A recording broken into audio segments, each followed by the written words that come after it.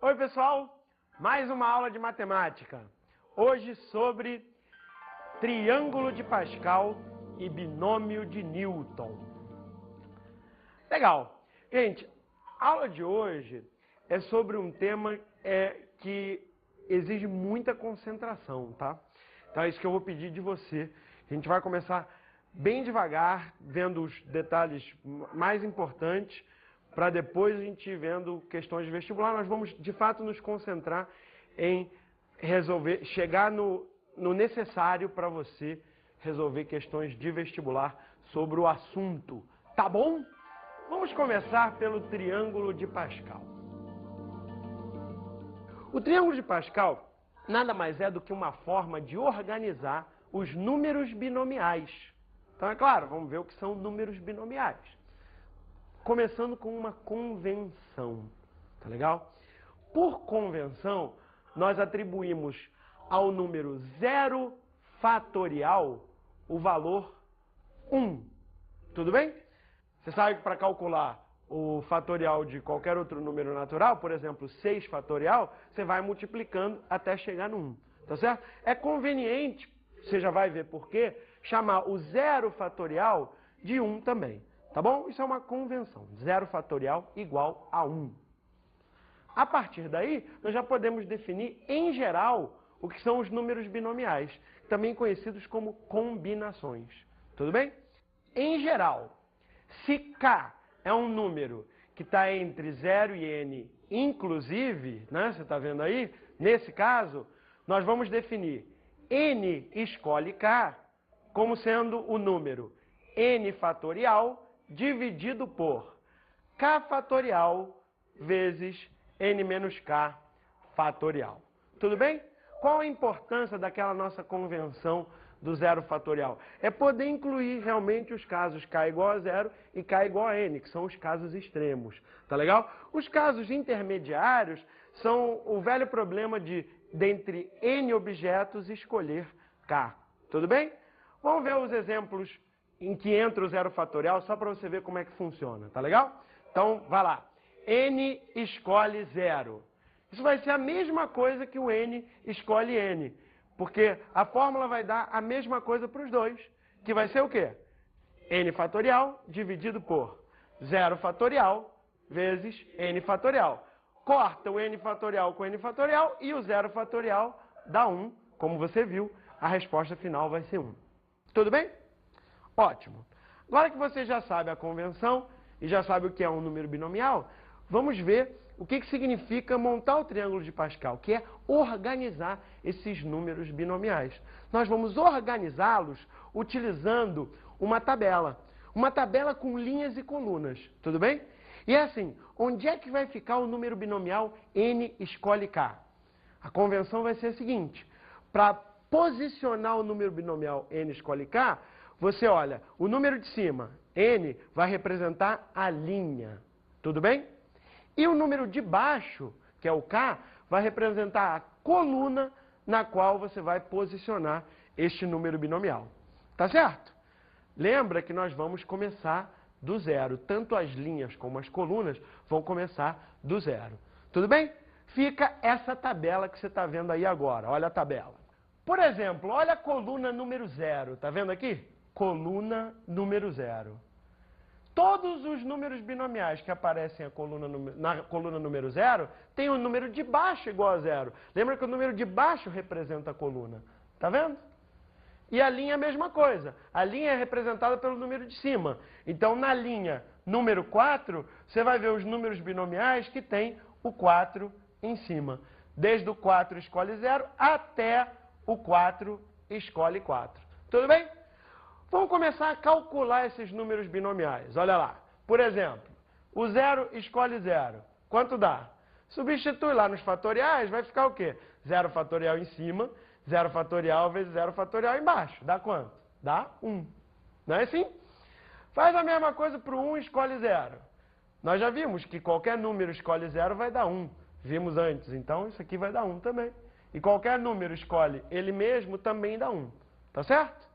Calculando esse aqui, de novo, é um número, escolhe 0. Não importa o de cima, isso vai dar sempre 1.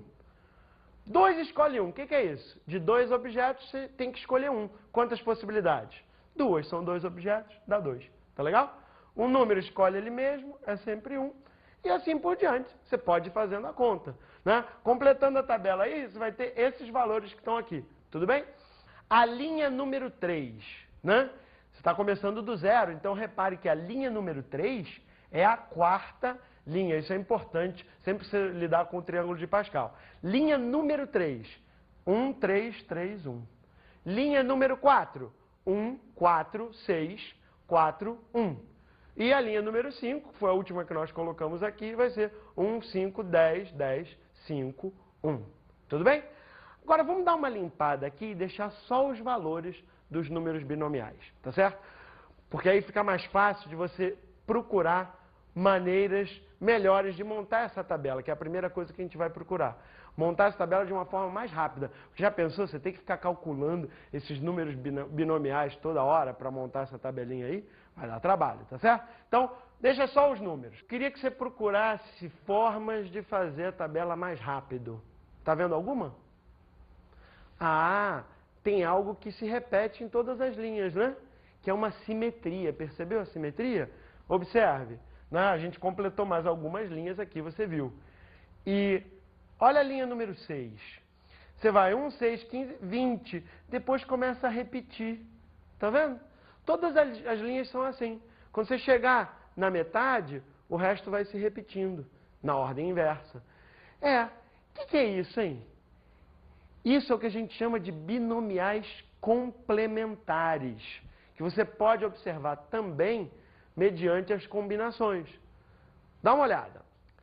Fica o seguinte, um exemplo está aqui marcado na linha número 8. Na linha número 8, você vê que o segundo cara, que é o correspondente à coluna número 1, lembra que começa do 0, né? Coluna 0, coluna 1. Então esse cara está na linha 8, coluna 1. Quem ele é? 8 escolhe 1. De 8 objetos, você tem que escolher 1, 8 possibilidades. Por que ele é igual ao penúltimo cara da linha? Ah, porque o penúltimo cara está na linha 8 e coluna 7. Isso é 8, escolhe 7. Agora, se de 8 objetos você quer escolher 7, isso é a mesma coisa que escolher um objeto. Qual? O que fica de fora. Tá legal? Então, 8 escolhe 1 realmente é igual a 8 escolhe 7. E assim por diante. Em qualquer posição dessa linha, você vai observar essa simetria, que é a propriedade dos binomiais complementares. Olha o outro exemplo. 8 escolhe 3, né? Essa é a coluna 3, está acompanhando? 0, 1, 2, 3, coluna 3. E essa aqui é a coluna 5, né? Aqui era 3, 4, 5. Realmente, 8 escolhe 3 é a mesma coisa que 8 escolhe 5. Por quê? Escolher 3 sempre deixam 5 de fora. Tá legal? Repara que nos binomiais complementares, a soma dos números de baixo é sempre o de cima, que é 8. Podemos representar isso genericamente de que forma? Vamos lá.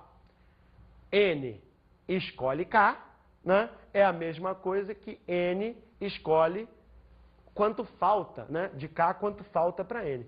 A diferença, N menos K.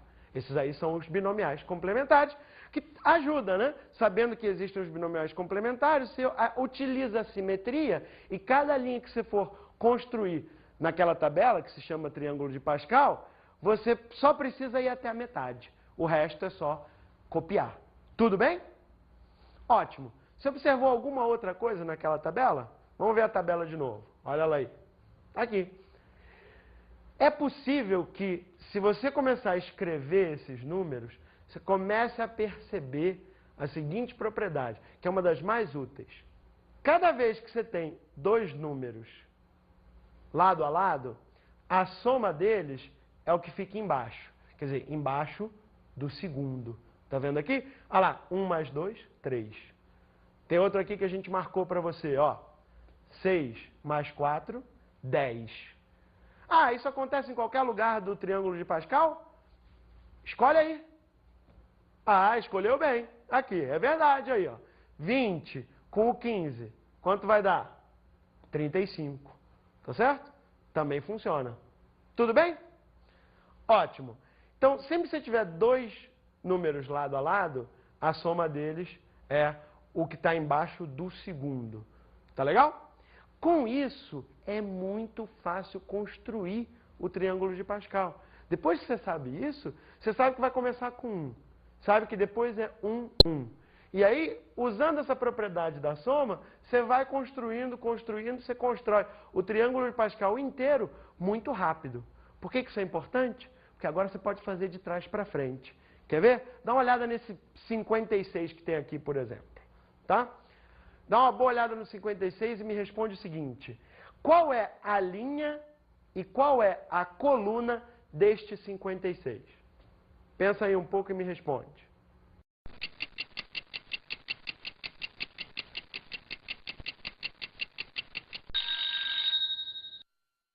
É isso aí. A linha é a linha número 8, porque a gente começa do 0. 0, 1, 2, 3, 4, 5, 6, 7, 8. Reparou que aqui na segunda, né, na coluna número 1, aparece exatamente o número da linha certinho? Isso é útil também, né? Linha número 8. E a coluna? 0, 1, 2, 3. Coluna 3. Esse é o número que está na linha 8 e coluna 3. Tá certo? Bom, linha 8, coluna 3 é o 8 escolhe 3. Será que está certo isso mesmo? Será que construindo o triângulo, somando os números que estão lado a lado e colocando embaixo, você vai achar realmente os números binomiais corretos? Nesse caso vai dar certo. Quer ver? Vamos fazer essa conta. O número binomial 8 escolhe 3, o jeito mais rápido de calcular não é usar os fatoriais, é usar isso aqui, ó. 8 em cima, 3 embaixo. Desce o de baixo, de 1 em 1, até chegar no 1. E depois, desce o de cima, 8, 7, 6, até ficar com o quê? Com o mesmo número de fatores em cima e embaixo. Se você fizer assim, vai mais rápido. Se você preferir, usa o fatorial, como você quiser. Resultado da conta, 6 dividido por 6, que está embaixo, cortou, 8 vezes 7, 56. Então, repara que deu certo. E vai dar certo em todos os outros casos. Eu recomendo que depois dessa aula você construa o seu triângulo de Pascal e faça alguns testes para você se convencer. Valeu? Beleza. Esta forma de construir o triângulo de Pascal, somando os números que estão lado a lado e colocando o resultado embaixo do segundo, é uma relação muito importante, conhecida como relação de Stiefel. Vamos ver, em geral, o que significa a relação de Stiefel. Tudo bem? Então vamos imaginar que a gente está em um certo local do triângulo de Pascal, em um certo local genérico dessa tabela. Dá uma olhada aqui na figura. Ó. Então, nesse local genérico, você vai ter dois números, dois elementos do triângulo de Pascal lado a lado. Como é genérico, vamos supor que essa daqui é a linha número N e esta outra é a coluna número K. Então, qual é o número que está aqui? Isso mesmo, N escolhe K. Que é o número que está do lado dele? Ora, ele está, se está do lado, está na mesma linha, porém na próxima coluna. Então, soma 1 no número da coluna. Compreendeu? Fica N escolhe K mais 1. Legal? Qual o resultado desta soma? O que nós acabamos de observar? Vai ser o cara embaixo do segundo. O cara que está embaixo do segundo, quem é? Ele está na próxima linha, porque está embaixo, então é a linha N mais 1, e na coluna, na mesma coluna do segundo, ou seja, coluna K mais 1. Tá certo? Em geral, a soma desses dois caras vai ser esse aqui de baixo. Tudo bem? Vamos olhar a fórmula. Então, a fórmula da relação de Stiefel é essa daqui. N escolhe K mais N escolhe K mais 1, ou seja, o de cima ficou igual, o de baixo aumentou. Resultado, aumenta 1 no cara de cima, né? Desceu a linha e manteve a mesma coluna do segundo, ou seja, do maior deles. N mais 1 escolhe K mais 1. Tá legal? Isso vai ser válido sempre e uma boa tarefa para você é tentar fazer essa conta e verificar que isso sempre vai ser válido. Tá legal? Nós aqui vamos fazer alguns exemplos agora. Ó, exemplos para você não esquecer disso aí. Se aparecer isso, de vez em quando aparece em vestibular, do jeito que está aqui, aparece. Olha lá, 10 escolhe 5 mais 10 escolhe 6. O que você repara? Estão na mesma linha, não é? E estão lado a lado, porque a coluna andou 1. Qual o resultado? É o cara que está embaixo do segundo. Quem é? Aumenta 1 a linha e mantém a mesma coluna do segundo. Resultado, 11, escolhe 6. Está aí uma aplicação do Stiefel. Outro exemplo. Às vezes pode aparecer assim. Toma cuidado, né? O segundo, quando eu digo o segundo, quer dizer o maior, o que tem o maior número embaixo, tá certo? Não é pela ordem. Então aqui, é 6 e 7, tá legal? Quem é que vai ficar embaixo na resposta? É o 7, que é o maior, tá legal? E em cima na resposta? Ah, claro, é a próxima linha, n mais 1. Entendeu esse exemplo? Então vamos ver outro, né? Outro exemplo. 20 escolhe 15, mais 20 escolhe 4. E agora, hein? Não parece que eles estejam lado a lado, não. Não parece. Mas você pode fazer com que estejam. Por quê? Já enxergou? Pensa um pouquinho. Na verdade tem dois jeitos de fazer. Vou fazer de um. Você pode olhar para o 20 escolhe 15 e lembrar o quê? Do binomial complementar, né? Lembra do binomial complementar? 20 escolhe 15. Qual é? 20 menos 15, 5. Ou seja, 20 escolhe 15 é a mesma coisa que 20 escolhe 5. Se você escrever isso, você vai ver que agora sim você tem dois caras consecutivos. O 20 escolhe 5 e o 20 escolhe 4. Qual o maior dos dois? É o 5. Então ele que vai permanecer. E o de cima? Aumenta 1. Resposta? 21 escolhe 5. Esta é a resposta. Entendido? Só mais um exemplo. Vai, esse mais complicado porque tem mais letra, né? As letras não devem te assustar, tá legal? É a mesma propriedade. Tá ali, n mais 1 escolhe k mais 1. Agora é menos. Menos n escolhe k mais 1. Tá certo? Luciano, o Stiefel é mais, aqui eu tenho menos. Como é que eu faço isso? Se você pensar um pouco, você vê que você usa o Stiefel agora ao contrário. N mais 1 escolhe k mais 1. Isso é o resultado de uma soma de Stiefel. Qual soma de Stiefel tem este resultado? N escolhe k mais N escolhe k mais 1. Ou seja, esse cara amarelo aqui, por Stiefel, é a mesma coisa que a soma desses outros dois amarelos que apareceram. Tá certo? E aí, olha lá, que sorte! N escolhe k mais 1, com menos N escolhe k mais 1. Tchau! Desapareceu e sobrou apenas a resposta da simplificação, que é N escolhe K. Tudo bem?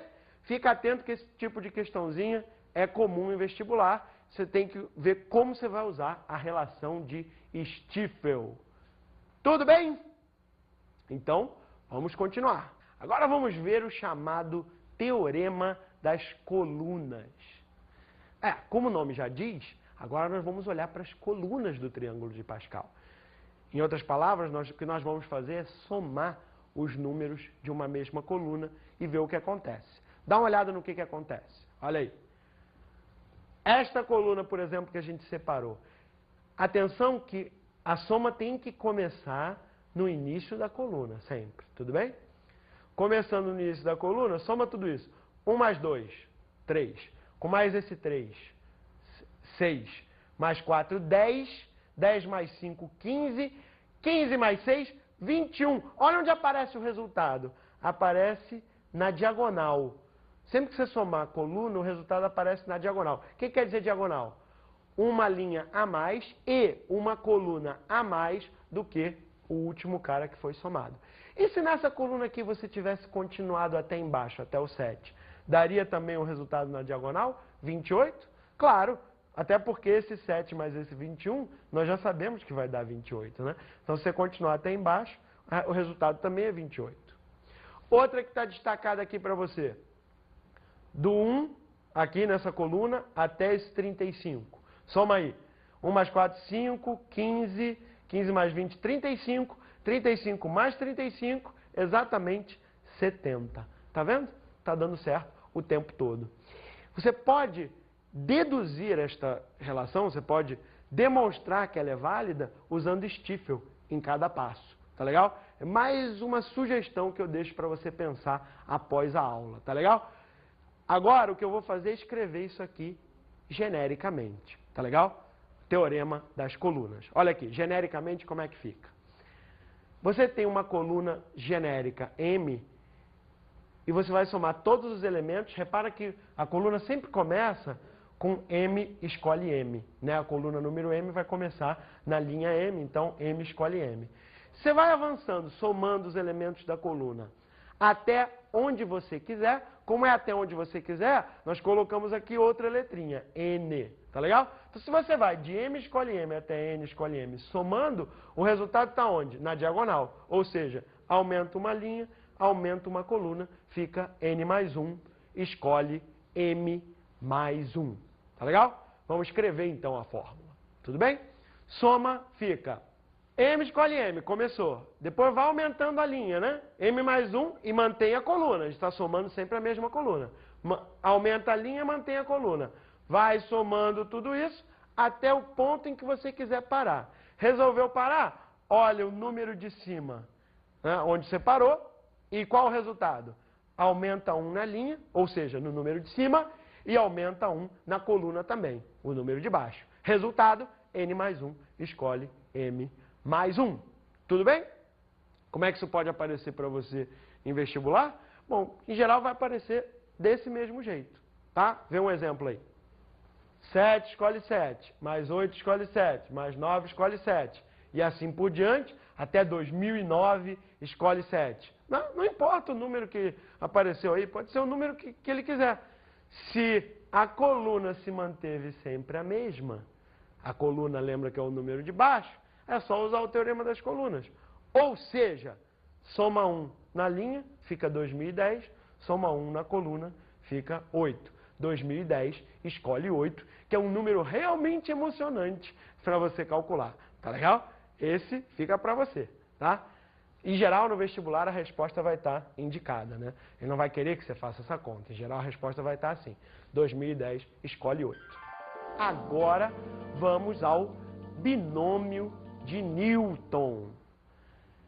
O binômio de Newton é, na verdade, uma das principais razões de nós construirmos o triângulo de Pascal do jeito que nós fizemos, tá? O binômio de Newton é uma generalização de alguns produtos notáveis que você já conhece. Tudo bem? Então a gente vai começar fazendo a conta, fazendo contas de alguns produtos notáveis que você conhece. Dá uma olhada aqui. Começar com uma conta muito tranquila. A mais B elevado a zero. Qualquer coisa elevado a zero é igual a 1, né? Deixa eu melhorar isso. Quase qualquer coisa, né? Zero elevado a zero, toma cuidado, não é definido, tá legal? Zero elevado a zero não existe, tudo bem? Não está definido. Mas qualquer outro número elevado a zero dá 1. A mais B elevado a 1 é o próprio, A mais B. Aqui começam os produtos notáveis. Quem é A mais B ao quadrado? Né? Isso se calcula assim, A ao quadrado mais 2 vezes AB mais B ao quadrado. Outro produto notável muito conhecido, A mais B ao cubo. Resposta, A ao cubo mais 3 vezes A ao quadrado B mais 3 vezes AB ao quadrado e termina com B ao cubo. Tá legal? Vamos fazer só mais um. Esse não é um produto notável muito conhecido, mas se você fizer a conta, você vai achar exatamente o que está aqui. Quer ver? A mais B, a quarta, que você pode resolver, você já sabe calcular o A mais B ao cubo, é só multiplicar o A mais B ao cubo por A mais B. Tudo bem? Se você fizer essa conta, você vai achar isso aqui. A quarta mais 4A ao cubo B, mais 6A ao quadrado B ao quadrado, mais 4AB ao cubo, mais B à quarta. Tudo bem? Você está notando alguma lei de formação em todos esses produtos notáveis? Bom, aposto que você percebeu que todos eles começam com A elevado ao mesmo número que está aqui em cima. Você também deve ter percebido que eles continuam com uns números, esses números variam, a gente chama de coeficientes, mas as letrinhas A e B, as variáveis, elas sempre fazem o seguinte, o expoente do A vai diminuindo de 1 em 1 e o expoente do B vai aumentando de 1 em 1. Isso ocorre em todos aqueles produtos notáveis, né? Esse aqui você vê, o expoente do A, né, começa com A à quarta, que é o mesmo expoente de lá. Depois, no próximo, é A ao cubo, o expoente diminuiu 1. No próximo, o expoente diminuiu 1 de novo, ficou A ao quadrado. E no próximo, qual é o expoente aqui, hein? Ah, tem o A sozinho, qual é o expoente? Expoente 1, né? A elevado a 1 é o próprio A, então aqui tem o expoente 1. E no último, tem algum A? Não tem A nenhum. Você pode considerar que tem A elevado a 0, já que A elevado a 0 é igual a 1, então se você multiplicasse aqui por A elevado a 0, não ia alterar nada. Tudo bem? E o expoente do B? Começa sem o B, ou seja, B elevado a 0, e vai aumentando. Aqui é B elevado a 1, né? O B está sozinho, depois B ao quadrado, B ao cubo, B à quarta. Né? É importante você observar que em cada termo, a soma dos expoentes de A e B é sempre a mesma e é sempre o número que está lá. Tudo bem? Isso ocorre em todos os produtos notáveis. Então, repara, vai continuar ocorrendo. Se você quiser fazer A mais B a sétima, você sabe que vai começar com A sétima, que o próximo vai ser alguma coisa envolvendo A sexta, B, o próximo é A quinta, B ao quadrado, etc. Se você já sabe o que vai acontecer com A e B, o que falta para você calcular qualquer um desses produtos notáveis? A mais B elevado a qualquer coisa. Falta saber os coeficientes. É isso que é importante. Nesse aqui, quais são os coeficientes? Coeficiente é o que multiplica as variáveis. Como aqui não tem nada multiplicando, é 1, né? Porque 1 vezes qualquer coisa é a própria coisa. Então, o primeiro coeficiente é 1. O segundo é 4, você está vendo bem claro. O próximo é 6, o próximo é 4. E o último, mesma coisa. Como não tem nada multiplicando, é 1. Tá legal? Os coeficientes do A mais B elevado à quarta são 1, 4, 6, 4, 1. Tudo bem? Sabe o que vai acontecer se você escrever somente os coeficientes de cada um daqueles produtos notáveis? A mais B elevado a 0, A mais B elevado a 1 e assim por diante? Olha lá o que vai acontecer. A mais B elevado a 0 era 1, né? A mais B elevado a 1, A mais B, coeficientes 1, 1. A mais B ao quadrado, lembra como era? A ao quadrado mais 2AB mais B ao quadrado. Quais os coeficientes? Claro, 1, 2, 1. E o próximo? Produto notável. A mais B ao cubo. Os coeficientes são 1, 3, 3, 1. E por último, 1, 4, 6, 4, 1. Nós continuamos a próxima linha para você. A próxima linha é 1, 5, 10, 10, 5, 1. Será que você consegue adivinhar diante do que nós estamos? Isso mesmo, é o triângulo de Pascal de novo. Que coincidência, né? Por isso, isso é uma das razões pelas quais o triângulo de Pascal é tão importante. Porque cada linha do triângulo de Pascal vai representar o conjunto dos coeficientes de um produto notável como aquele. Então vamos utilizar isso para calcular, por exemplo, A mais B elevado a 5. E vamos fazer melhor. Os coeficientes do triângulo de Pascal não são números binomiais? Então vamos logo escrever isso aí em função dos números binomiais, tá certo? Você já entendeu o que acontece com as variáveis. Vai começar do A à quinta, depois alguma coisa com A à quarta B e assim por diante. O importante é calcular agora os coeficientes. Onde é que estão os coeficientes de A mais B elevado à quinta? Na linha número 5 do triângulo de Pascal. Qual é a linha número 5 do triângulo de Pascal? Essa daqui. 5 em cima. Viu? 5 em cima porque é linha 5. Embaixo, 0, 1, 2, 3, 4, 5. Cada um desses coeficientes vai se juntar com o correspondente valor das variáveis. Quer dizer, começa com A à quinta, depois com A à quarta B, depois com A ao cubo B ao quadrado, assim por diante. Olha como fica. É isso aqui, ó. O 5 escolhe 0 com o A à quinta e B elevado a 0, que a gente já colocou aqui, para você perceber a lei de formação. E assim por diante, né? Dá uma boa olhada aqui. Tá vendo? Eu usei os coeficientes da linha número 5 e os expoentes das variáveis foram o do A diminuindo e o do B aumentando. Em cada ponto, repare que a soma dos expoentes de A e B é sempre 5. Tá legal? Todas essas parcelas têm elas são muito parecidas, elas têm uma lei de formação. Vê se você consegue me dizer uma parcela genérica, ou uma parcela genérica. Um termo genérico ou uma parcela genérica, tá? É o quê? Vai ser sempre 5 escolhe alguma coisa, estou chamando essa alguma coisa de K, A elevado a um expoente, B elevado a um expoente, não é? Se esse número de baixo é K, adivinha quais são os expoentes de A e B? Pensa aí. Cadê? Isso mesmo. Você reparou que o expoente de B é o mesmo K que está aqui, certo? Olha lá. O K que aparece aqui é o mesmo expoente que aparece no B. E o expoente do A? A é o que falta ao expoente do B para completar 5. Lembra que a soma dos dois expoentes dá sempre 5. Então, um expoente genérico dessa soma, uma parcela genérica desta soma é isso aqui. 5 escolhe K vezes A elevado a 5 menos K vezes B elevado a K. Tudo bem? E quantas parcelas, ou em outras palavras, quais são as parcelas? Todas as que a gente vai obter substituindo o K por 0, 1, 2, 3, 4, até 5.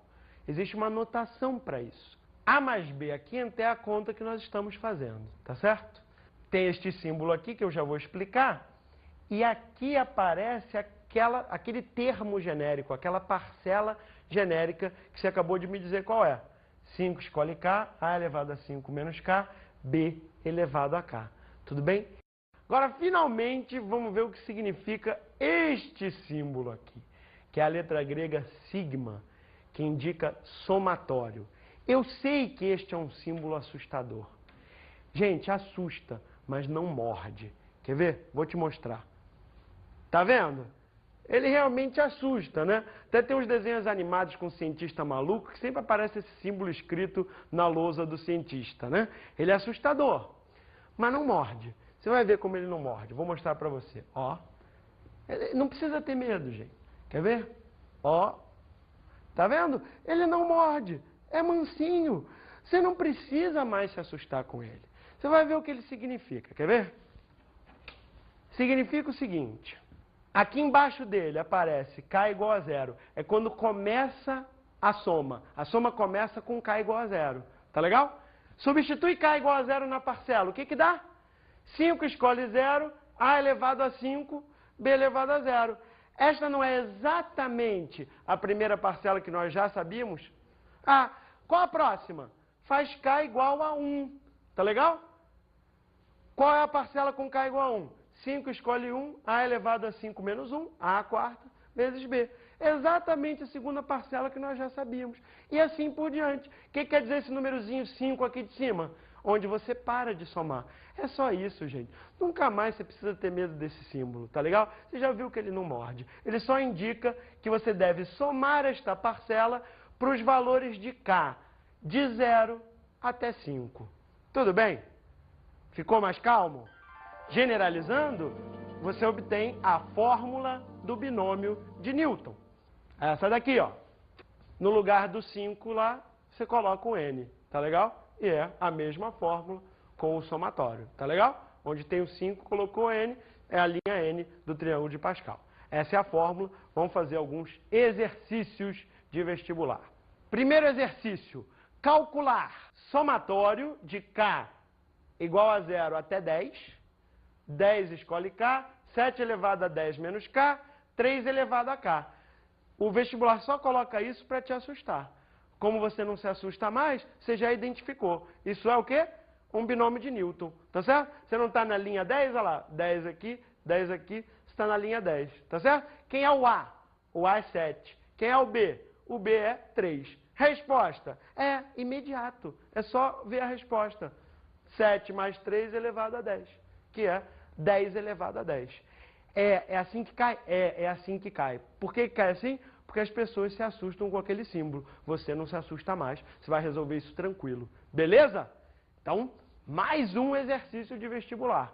Qual é o quinto termo do desenvolvimento de 2x menos 1 elevado a 9? Tá bom. É assim que aparece em vestibular, tá legal? Mas pode confundir um pouco esse enunciado. Por quê? Porque a ordem dos termos não altera o valor do desenvolvimento, tudo bem? Sempre que ele perguntar desse jeito, ele quer que você aplique a fórmula do binômio do jeitinho que você acabou de aprender, tudo bem? Uma forma de indicar a ordem desejada seria a seguinte: ordenando segundo as potências decrescentes de x, né? Isso porque o x vai aparecer com o expoente maior primeiro e depois vai se reduzir, por isso potências decrescentes. Como é que fica isso? 2x menos 1 elevado a 9, você sabe que é a soma de k igual a 0 até 9 daquela expressão. 9 escolhe k, 2x elevado a 9 menos k, vezes menos 1 elevado a k. Importante aqui, esse aqui é o quinto termo, mas começa de 0, não é isso? A soma não vai de 0 a 9? Quando você começa de 0, quem é o quinto termo? Claro, o correspondente ao k igual a 4, né? 0, 1, 2, 3, 4. Portanto, pessoal, o quinto termo é só pegar o termo e substituir o k por 4. Tudo bem? Fazendo k igual a 4, o quinto termo, que às vezes é representado assim, t, índice 5, quinto termo, é 9 escolhe 4, 2x elevado a 9 menos 4, só substituir o k por 4, você viu, né? Menos 1 elevado a 4. Tudo bem? Faz a continha lá. 9 escolhe 4, 9 em cima, 4 embaixo. Abaixo 4 até chegar no 1, mesmo número de fatores em cima e embaixo. Tudo bem? Esse aqui fica 2 à quinta, né? E também x à quinta, percebeu? E o menos 1 à quarta? Ah, o expoente é par, então dá 1, beleza? É só multiplicar, né? E você fica com o termo, quinto termo, que é 4.032 vezes x à quinta. Este é o quinto termo. Entendido? Pessoal, em geral, questões que envolvam qual o termo, que envolvam um termo específico, é nessas questões que você vai usar o termo geral. E o que você precisa fazer é descobrir qual o valor de k correspondente, tá legal? Nesse caso, era só contar de 0 a 4 para chegar no quinto termo. Tudo bem? Qual o valor de k? Isso você vai precisar fazer em questões desse tipo. Entendido? Então, vamos ver as dicas de estudo.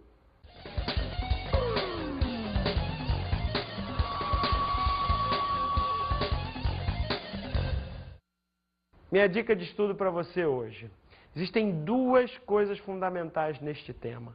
Primeiro, entender a posição de cada número binomial no triângulo de Pascal. Tá certo? O que significa a linha? O que significa a coluna?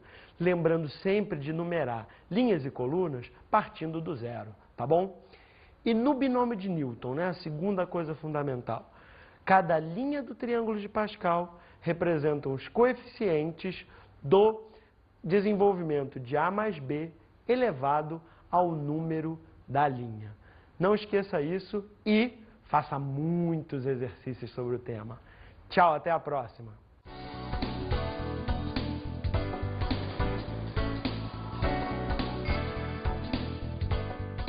Na aula de hoje, estudamos o triângulo de Pascal. Vimos o teorema de Stiefel, que é fundamental para construir o triângulo de Pascal. Vimos o binômio de Newton. O binômio de Newton, A mais B elevado a N, é calculado mediante os coeficientes da linha número N do triângulo de Pascal. Bons estudos!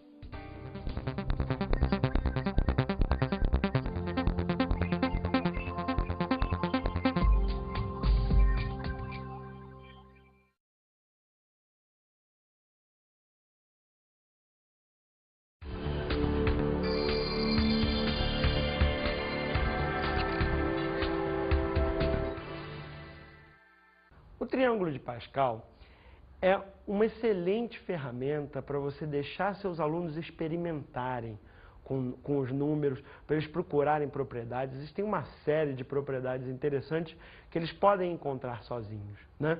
Só quando eles estiverem acostumados e habituados a fazer contas e a ver o triângulo de Pascal, aí eu recomendo que você ensine o binômio de Newton. Números binomiais, tá certo? Porque aí fica mais fácil de você procurar maneiras melhores de montar essa tabela, que é a primeira coisa que a gente vai procurar. Montar essa tabela de uma forma mais rápida. Já pensou? Você tem que ficar calculando esses números binomiais toda hora para montar essa tabelinha aí? Vai dar trabalho, tá certo? Então, deixa só os números. Queria que você procurasse formas de fazer a tabela mais rápido. Tá vendo alguma? Ah, tem algo que se repete em todas as linhas, né? Que é uma simetria. Percebeu a simetria? Observe. Né? A gente completou mais algumas linhas aqui, você viu. E olha a linha número 6. Você vai 1, 6, 15, 20. Depois começa a repetir. Tá vendo? Todas as linhas são assim. Quando você chegar na metade, o resto vai se repetindo, na ordem inversa. O que é isso, hein? Isso é o que a gente chama de binomiais complementares, que você pode observar também mediante as combinações. Dá uma olhada. Fica o seguinte, um exemplo está aqui marcado na linha número 8. Na linha número 8, você vê que o segundo cara, que é o correspondente à coluna número 1, lembra que começa do 0, né? Coluna 0, coluna 1. Então esse cara está na linha 8, coluna 1. Quem ele é? 8, escolhe 1. De 8 objetos, você tem que escolher 1, 8 possibilidades. Por que ele é igual ao penúltimo cara da linha? Ah, porque o penúltimo cara está... Claro, vamos ver o que são números binomiais. Começando com uma convenção. Tá legal? Por convenção, nós atribuímos ao número 0 fatorial o valor 1. Tudo bem? Você sabe que para calcular o fatorial de qualquer outro número natural, por exemplo, 6 fatorial, você vai multiplicando até chegar no 1. Tá certo? É conveniente, você já vai ver por quê, chamar o 0 fatorial de 1 também. Tá bom? Isso é uma convenção. 0 fatorial igual a 1. A partir daí, nós já podemos definir, em geral, o que são os números binomiais, também conhecidos como combinações. Tudo bem? Em geral, se K é um número que está entre 0 e N, inclusive, né, você está vendo aí? Nesse caso, nós vamos definir N escolhe K como sendo o número N fatorial dividido por K fatorial vezes N menos K fatorial. Tudo bem?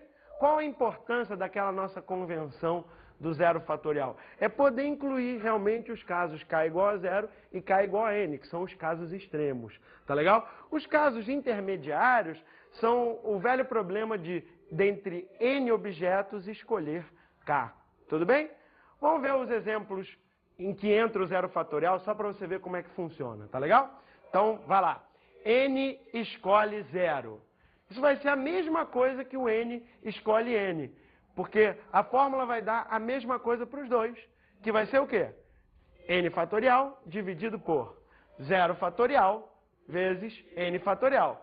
Corta o N fatorial com N fatorial e o 0 fatorial dá 1. Como você viu, a resposta final vai ser 1. Tudo bem? Ótimo. Agora que você já sabe a convenção e já sabe o que é um número binomial, vamos ver o que significa montar o triângulo de Pascal, que é organizar esses números binomiais. Nós vamos organizá-los utilizando uma tabela com linhas e colunas, tudo bem? E é assim, onde é que vai ficar o número binomial N escolhe K? A convenção vai ser a seguinte, para posicionar o número binomial N escolhe K, você olha, o número de cima, N, vai representar a linha, tudo bem? E o número de baixo, que é o K, vai representar a coluna na qual você vai posicionar este número binomial. Tá certo? Lembra que nós vamos começar do 0. Tanto as linhas como as colunas vão começar do 0. Tudo bem? Fica essa tabela que você está vendo aí agora. Olha a tabela. Por exemplo, olha a coluna número 0. Está vendo aqui? Coluna número 0. Todos os números binomiais que aparecem na coluna número 0 têm o número de baixo igual a 0. Lembra que o número de baixo representa a coluna. Tá vendo? E a linha é a mesma coisa. A linha é representada pelo número de cima. Então, na linha número 4, você vai ver os números binomiais que tem o 4 em cima. Desde o 4 escolhe 0 até o 4 escolhe 4. Tudo bem? Vamos começar a calcular esses números binomiais. Olha lá. Por exemplo, o 0 escolhe 0. Quanto dá? Substitui lá nos fatoriais, vai ficar o quê? 0 fatorial em cima, 0 fatorial vezes 0 fatorial embaixo. Dá quanto? Dá 1. Não é assim? Faz a mesma coisa para o 1 escolhe 0. Nós já vimos que qualquer número escolhe 0 vai dar 1. Vimos antes, então isso aqui vai dar 1 também. E qualquer número escolhe ele mesmo também dá 1. Tá certo? Calculando esse aqui. De novo, é um número escolhe 0. Não importa o de cima, isso vai dar sempre 1. 2 escolhe 1. O que é isso? De 2 objetos, você tem que escolher 1. Quantas possibilidades? 2. São 2 objetos, dá 2. Tá legal? Um número escolhe ele mesmo, é sempre 1. E assim por diante. Você pode ir fazendo a conta. Né? Completando a tabela aí, você vai ter esses valores que estão aqui. Tudo bem? A linha número 3. Né? Você está começando do 0, então repare que a linha número 3 é a quarta linha. Isso é importante, sempre você lidar com o triângulo de Pascal. Linha número 3. 1, 3, 3, 1. Linha número 4. 1, 4, 6, 4, 1. E a linha número 5, que foi a última que nós colocamos aqui, vai ser 1, 5, 10, 10, 5, 1. Tudo bem? Agora vamos dar uma limpada aqui e deixar só os valores dos...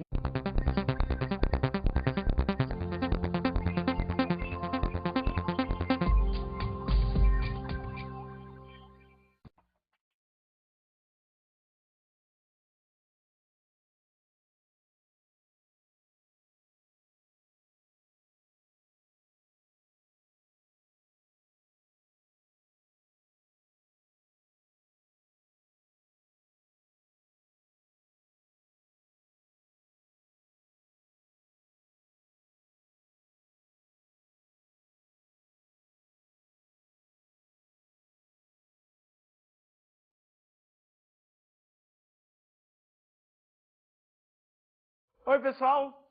Mais uma aula de matemática. Hoje sobre triângulo de Pascal e binômio de Newton. Legal. Gente, a aula de hoje é sobre um tema que exige muita concentração, tá? Então é isso que eu vou pedir de você. A gente vai começar bem devagar, vendo os detalhes mais importantes, para depois a gente ir vendo questões de vestibular. Nós vamos, de fato, nos concentrar em resolver, chegar no necessário para você resolver questões de vestibular sobre o assunto. Tá bom? Vamos começar pelo triângulo de Pascal. O triângulo de Pascal nada mais é do que uma forma de organizar os números binomiais.